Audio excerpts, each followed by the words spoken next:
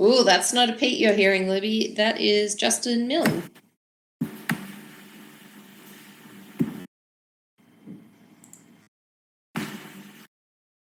Yeah, I've been called worse things than Pete.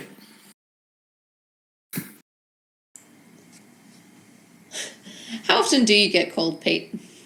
Reasonably often. Reasonably often. Playing bridge with somebody for 20 years gets you pretty interchangeable. Probably not as much as Pete gets called Justin. Yeah, probably. You know, as long as you just respond, it's all good. What was the one where someone had said to Pete at some stage, "Oh, hey, you've put on weight and haven't shaved"?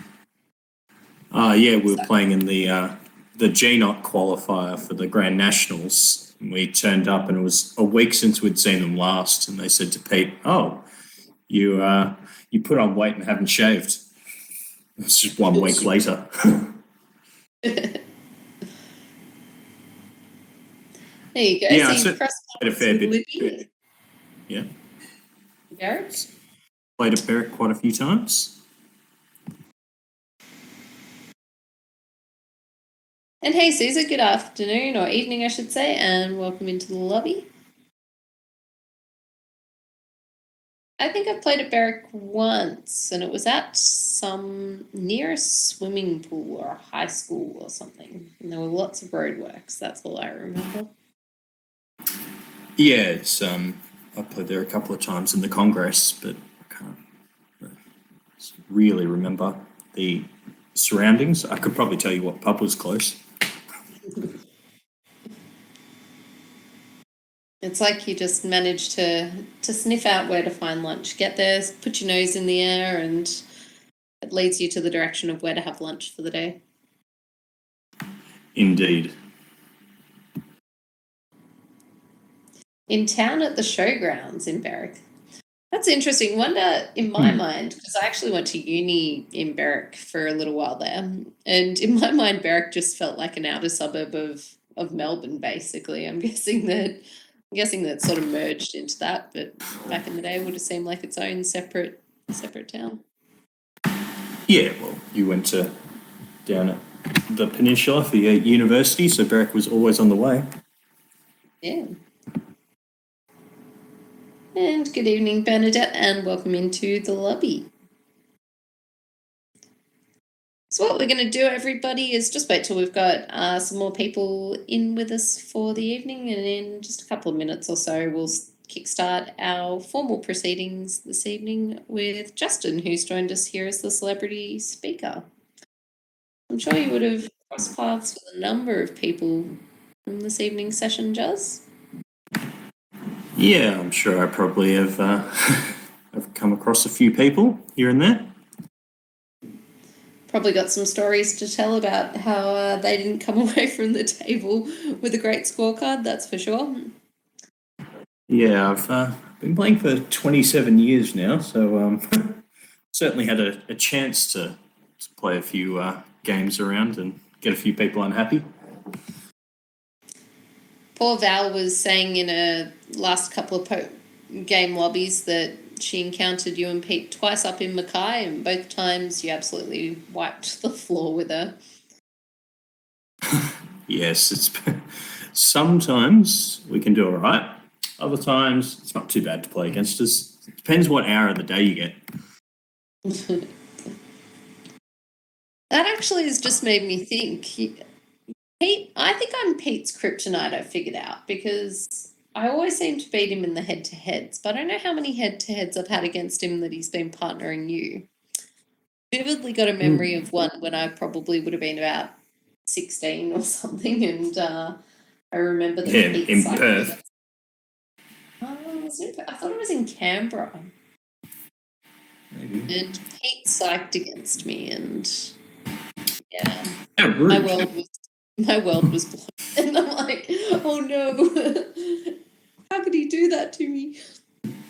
Yeah, how dare he? How dare he? No, we played against you in Fremantle and when you played your first ANC.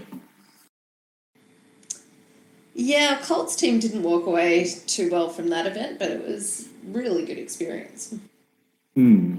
Yes, well, you did like playing in Two No Trump a lot, so Don't worry, you've beaten that out of us. Two no Trump yes. and four of a minor. No longer contracts that I strive to achieve. Oh, you're allowed to play in them, just as long as you don't want to win. All right, everybody. I think it's about time we kick things off for this evening. So, no doubt, you've realised that today here in the lobby with me, I'm joined by Justin Mill. So, Justin is one of the greats of the game, and yeah, he's only just cracked 30 years old. Maybe that's being a bit too generous to us that are now a bit over 30, but yeah, one of the greats of the game, numerous national titles under his belt. One of the standouts to me is winning the Gold Coast Open Pairs, which is a truly prestigious event. He's also represented Australia on a number of occasions, one of them being with me in the youth. Another recent one was with Pete and the Open team at the 2017 World Championships over in Lyon, where we had absolutely wonderful food, and we had a great system with exchanges for cheese for exchange for desserts with Jenny Thompson, both Juz and I. That was excellent.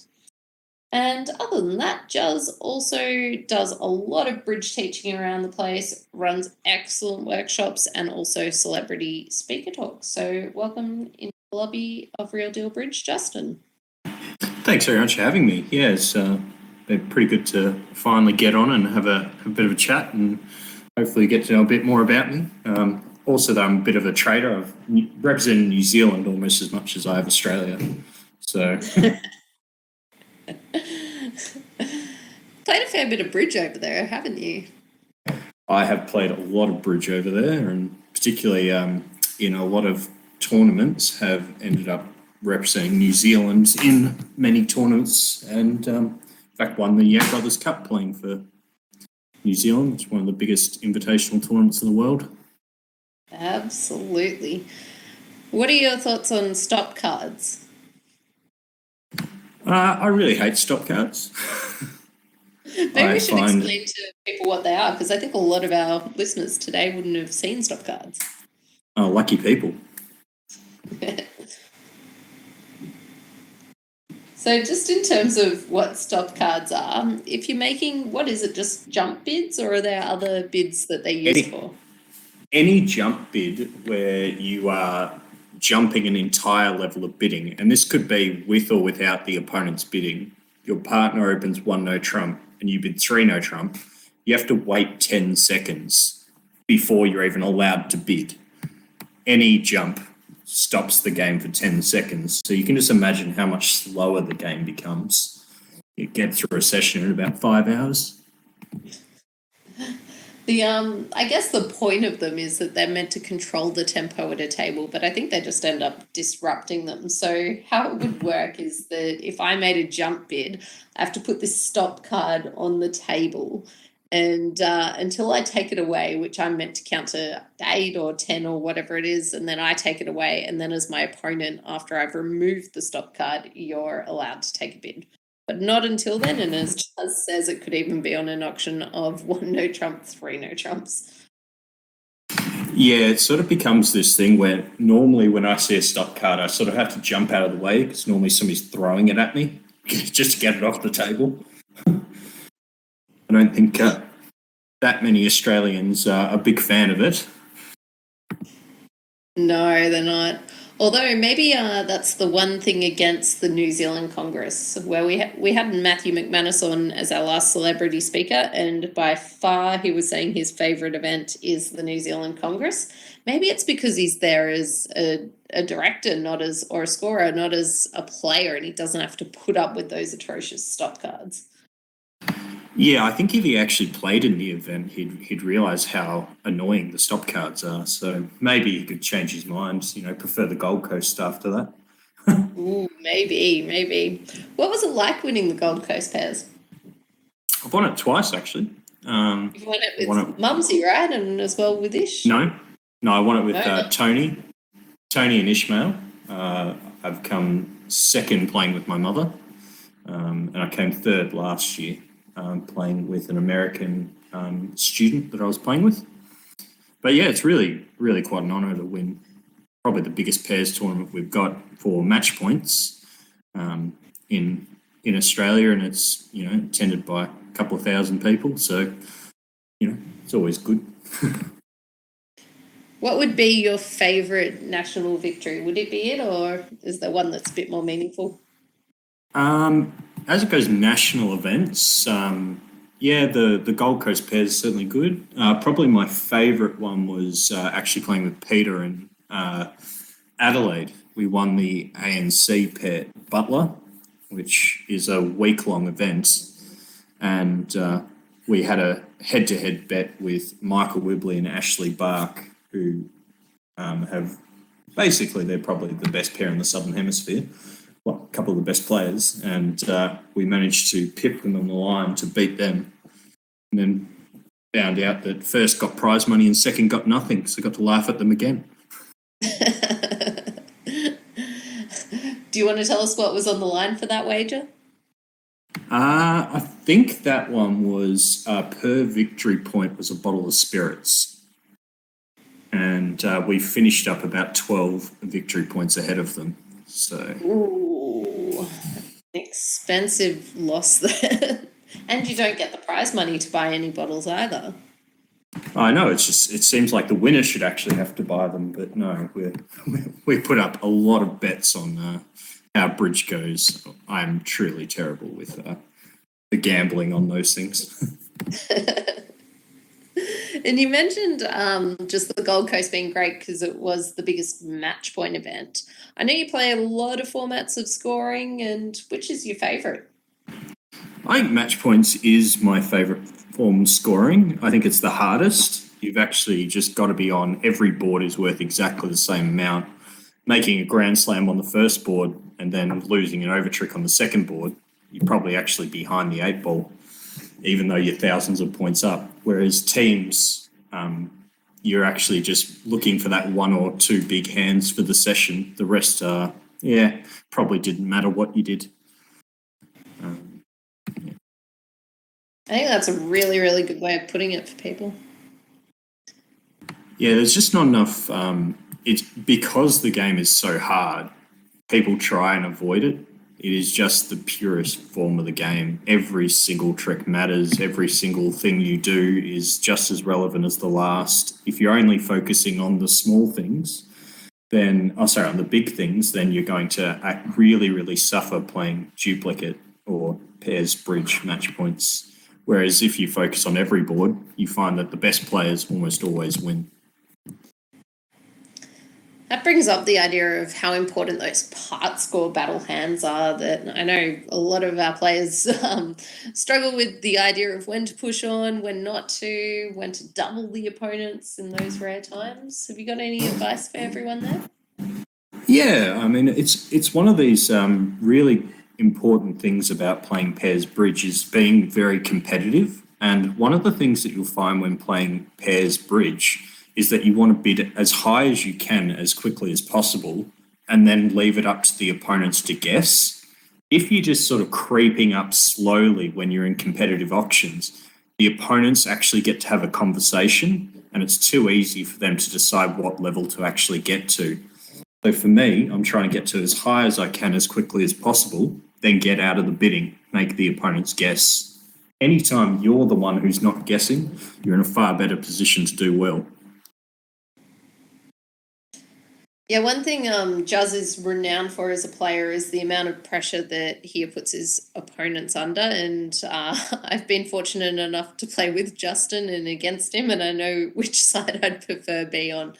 I think part of my I guess desire to have a game with Juz was, well, if you can't beat him, you might as well join him, right? Yeah, get on the side of evil, you know. There's no point in being a goody two-shoes. Get in there, be evil, make everybody's life tricky. But certainly the biggest thing is when you're bidding, if you're ever not sure, should I bid more? If you're unbalanced and you've got a fit, I bid more. If I'm balanced, then I don't bid more. That's sort of my general philosophy of competitive bidding. Yeah, Pete likes to put it in terms of your offensive versus your defensive ratio. And I guess it's typically that balanced hands are more suited towards defense, whereas your unbalanced hands just bring in so much more value if they can be declarer. Yeah, correct. There's three major categories of hands that when I look at it, you've got balanced hands, which always just play basically to what the points suggest. You've got unbalanced hands with fits and unbalanced hands without fits. Unbalanced hands without fits are just disasters. That's when you end up going 5 or 6 down in your contracts. But unbalanced hands with fits, you sort of sit there and go, how on earth did I make all these tricks? So whenever I've got unbalanced hands with fits, I bid a little bit more than the points suggest. Whenever I have unbalanced hands without fits, I bid a lot less than the points suggest. One other thing I think that's been really interesting about your development as a player is that you've been able to build some really, really solid partnerships, and a lot of them with really, really different styles. So, just to give you my take on it, with Juz and Pete's partnership, it originally started off a bit chaotic. They were really big pressure players, gut feel players, not so much science in terms of it was very, I guess, natural. And now you've incorporated a fair bit of science into that to be able to kind of stick with that get in fast, get in hard approach, but also retain the science that you need to get to the right spots. You played in some really, I would call them well disciplined partnerships as well, and just with a whole variety of styles of partner. How do you find adapting your different partnership styles and really building those partnerships? Oh, I don't. I just let my partner do it. That's what I did to Pete. I said, just learn. No. What it is very, very important to work out the style of bridge that your partner has, and it's just making sure that if your partner's aggressive, then you're more passive. You don't want to have two aggressive players in a partnership. You find it can work, but what Pete and I sort of found over the years was that we had to, reel it in a little bit in places, and if one of us is going to be aggressive, the other can be more passive. And the general sort of philosophy that we've had is whoever's inviting towards game will invite very aggressively, and whoever's accepting towards game will go very passively in a lot of cases, or vice versa, depending on your style.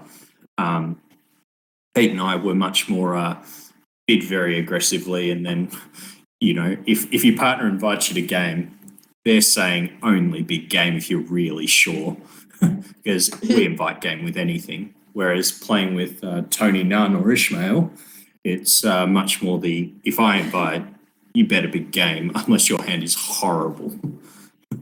So unless you're embarrassed by what you've done so far, bid on your game with that style. Yeah, if you actually get to the point where you say, my hand actually resembles the bidding, then big game. That was sort of the style I played with Tony, whereas Peyton, and my style that we had together was much more we'll invite game because it might make, and when accepting, make sure you've really got an accept before going for game. Don't just, because otherwise you'll be 10 points short. In terms of that, I think that you and Pete sort of apply that same sort of principle when you're looking for slam contracts, but through using queue bidding to kind of suss out if game might be there, slam might be there, and then getting out, if it's not. How important do you think queue bidding is for slam in terms of a convention that people should consider? I think queue bidding's good. I'm a much bigger fan of splinters and any of those short suit trials and shortage bids. I think they're actually far more important to describe the style of hand that you have, rather than the queue bidding, which is much more of a finding if the hands fit. So for me, I always do the shortage bids at the start of the hand, then the queue bids to confirm what I'm thinking, rather than just queue bids to try and suss it all out. The problem with queue bids, I find, is your partner shows you a singleton or void or ace or king. Which one of those it is could actually really change the value of your hand. So queue bidding is very good. Like, don't get me wrong, but I find that I focus as a teacher much more on the shortages and then work from there. I guess that's also one really interesting thing about, I guess, the development of your game and just how you approach a bridge hand and how great your judgment is. And in a way, thinking about things such as the shortages and how a couple of hands are going to interact by visualizing them is something that's kind of, I guess, really naturally built by the fact that you did start so young. You were basically born at a bridge table, weren't you? Yeah, I was 4.5 when I learnt how to play bridge. So just always being around cards and everything, it gets to almost reverse engineering a hand when you can look and you can sort of say, well, this is how the Singleton is going to affect the play, how it's going to affect the defence. For me, when you look at shortages, it will tell you when you should actually be doubling the opponents, when you should be bidding on. If you're looking at just your high cards, sometimes they get trumped by the opponents, sometimes they don't. And it's short, actually, for me, changed the whole game. So, in terms of teaching, obviously you're teaching existing bridge players most of the time. You learn at 4.5. Have you got any advice for anyone who's thinking about maybe teaching some grandkids bridge? Look, 4.5 was a little bit young to really be starting, but my parents told me we weren't allowed to. And as we had a bridge club attached to the house, that wasn't what I wanted to hear. So learning from an early age was good, but what you also find is just getting kids involved in any card games, whether that be 500 solo, canasta, just anything. If you give them an interest in cards, then when they're sort of 10 or 11, get them sort of thinking a lot more about about coming in, signing up for Real Deal, getting online, talking to Pete and Laura, just getting anybody to come teach them is really, really good at that age, because by the time they get to about 14 or 15, girls, boys, school, sports, they're all going to take over and you're going to lose them. So you want them to get that sort of foundation in early, because they'll come back to it. Like my stepson, he learned when he was about 8 or 9 with Pete and Laura. And then by the time he was about 15, he'd basically given up because of school commitments. So get them in when they're sort of young playing cards. Then as you get them in a couple of years in, throw them into bridge. Yeah, that's some good advice there, and I hope they come back. Yeah, they'll come back when they're 30 or 40 to the game, and they'll at least have that basis of cards that they can rely on. And it's like with everything, if you can get them to come back later in the game, they've got the foundation to relearn much easier, rather than people who I find I'm teaching 45, 50 hours a week of lessons. Some people really struggle because they said, I've never even picked up a deck of cards before playing, and that's when it's really hard for people to learn. Yeah, it's like everyone who picks up the game at 60 says they wish they learnt at 30, and everyone who learns at 30 says they wish they learnt them when they were about 10. And yeah, I totally agree with it. I don't think I'd learn bridge if I had to start from scratch now. I have so much admiration for newer players who jump in and tackle the game, because wow, it is hard. Oh, it's worse than learning a language, because we change it on you every few years. If you go back 20 years in bridge, we used to open one note trump with 16 to 18 points. You needed 13 to open the bidding, and jumps were strong.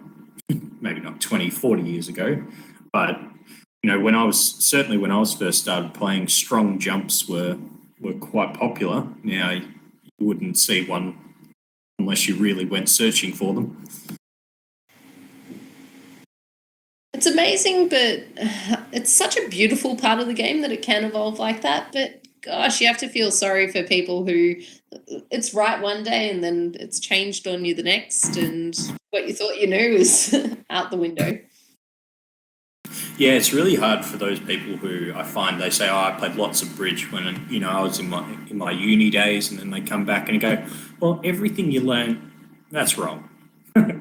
much better ways of doing it, much better ways of thinking about it. And just by thinking in terms of where you're trying to get to and what you're trying to achieve is basically always going to be better than just trying to say, okay, well, this is the rule, follow it. I'm not much of a rule follower, much more interested in the why in bridge. One of my favorite teaching tools, which I've stolen off Millie and no doubt you use, is the idea of thinking about a hand of, if you could take one bid now, what would it be? And finding situations where it's like you're testing out your gut, seeing how your visualization is. I think that's a really powerful teaching tool and a way to get people thinking about the game in the right way. Yeah, one of the best things you actually find when you're learning is to be far more aggressive than is actually sensible. Because by getting to higher contracts than you can possibly make, what you find is it will sharpen up your declare play pretty quickly because you're always trying to find 3 extra tricks than everybody else. Terrible for your scoring, but really good for your long-term game. Yeah, if you're not going down in your contracts, you're not bidding enough, are you? Correct. If you are making all of your contracts, you have not bid enough. But if you fail in every contract, you're probably bidding too much. So it's a fine line. No doubt you were there at some stage. Oh, yeah, I'm a big fan of going down in every contract. So we're going to have everybody whisked away to their table in about 45 seconds for the game tonight. But just before they go, what do you think your number one bit of advice is for players? One of the biggest things is go back when you're playing, look through the results and sort of assess why you went wrong, not just this was a bad board, oh well. Try and assess your mistakes and then learn from them. And that's what these whole sites are about, coming and finding good teachers. They can tell you what you've done wrong. Ask as many questions as you can and you'll do really well. And good luck, everybody. Good luck, everybody. Have a great game, and we're expecting lots of questions at the end of the session. Bye for now. Bye.